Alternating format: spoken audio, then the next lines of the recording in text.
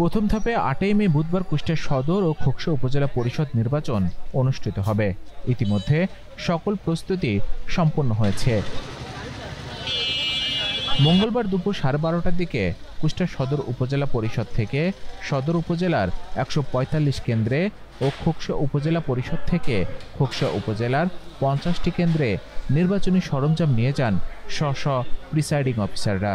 তবে কেন্দ্রগুলোতে ballot paper পাঠানো হবে ভোটের দিন সকালে। কুষ্টিয়া সদর উপজেলার সহকারী রিটার্নিং কর্মকর্তা মোহাম্মদ শহীদুর রহমান জানান, নির্বাচন অবাধ ও সুষ্ঠু করতে বিজিবি মোতায়েন সহ সব ধরনের নিরাপত্তা ব্যবস্থা নেওয়া হয়েছে। কুষ্টিয়া সদর উপজেলা পরিষদ নির্বাচন আগামীকাল অনুষ্ঠিত হবে। আপনারা জানেন যে ১৪৫টি কেন্দ্রে ৫১৫টি বুথে ৪,২০,৮৩৩ জন ভোটাধিকার তাদের ভোটাধিকার প্রয়োগ করবেন। সেই লক্ষ্যে আমাদের সকল কার্যক্রম ইতিমধ্যে সম্পন্ন করা হয়েছে। এলাকার সার্বিক আইন শৃঙ্খলা ভালো আছে।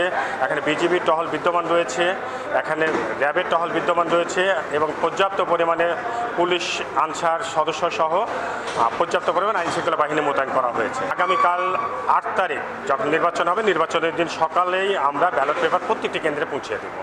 এবারে নির্বাচনে সদর উপজেলা পরিষদে ২ জন চেয়ারম্যান, ২ জন ভাইস চেয়ারম্যান ও ২ জন মহিলা ভাইস চেয়ারম্যান প্রতিদ্বন্দ্বিতা করছেন।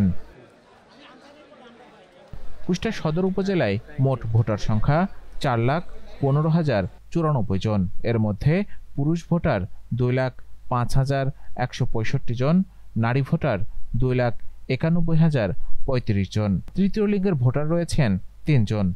১৩টি ইউনিয়নের ১৪৫টি কেন্দ্রে ভোট গ্রহণ হবে।